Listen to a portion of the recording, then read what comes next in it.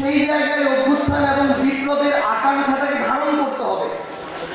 হয়তো 1 বছরে হবে না, কিন্তু 5 বছরে করার সর্বোচ্চ চেষ্টা থাকতে হবে।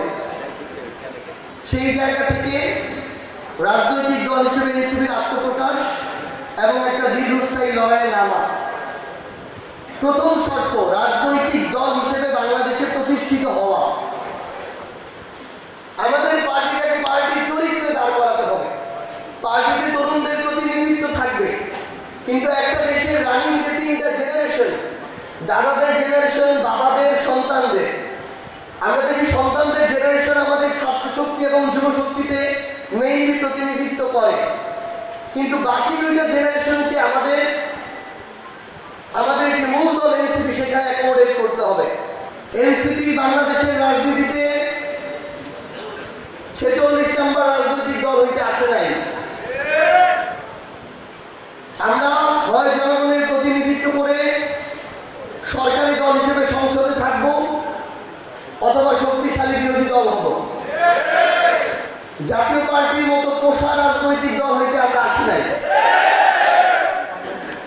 আমরা দৃঢ়ভাবে বিশ্বাস করি আগামী বাংলাদেশে আওয়ামী লীগ প্রশ্নে এবং ভারতীয় আধিপত্যবাদ প্রশ্নে বিএনপি এবং জামায়াত এককভাবে নেতৃত্ব দিতে পারবে না। এখানে এনসিপি আবশ্যক।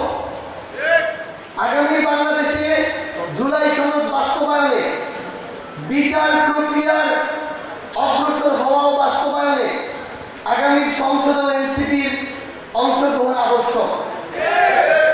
সেই জায়গা থেকে এই লড়াইয়ে এনসিপির আগে নিজেদের ভিত্তিটা শক্ত করতে হবে। আমরা এই 1 বছরে দেখলাম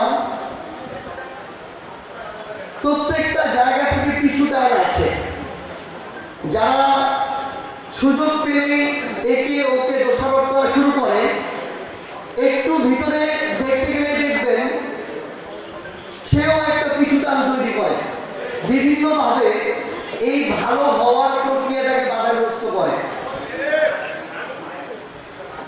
কখনো কখনো কিছু রাজনৈতিক দল সরকারকে দায়ী করে, দেখবেন প্রত্যেকটা সেক্টরে ওই কিছু রাজনৈতিক দল সবচেয়ে বেশি বাধা সৃষ্টি করে।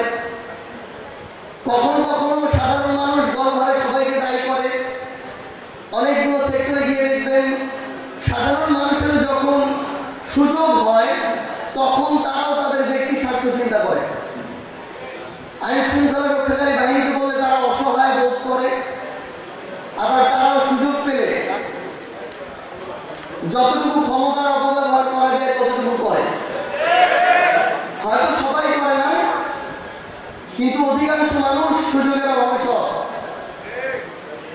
এমন একটা অসম লড়াই আমাদের মনে হয়েছে জাতীয় নাগরিক পার্টি এনসিপি রাজনৈতিক দল হিসেবে আগামী বাংলাদেশের গণতান্ত্রিক উত্তরণের জন্য দীর্ঘ একটা লড়াইয়ে যেতে হবে।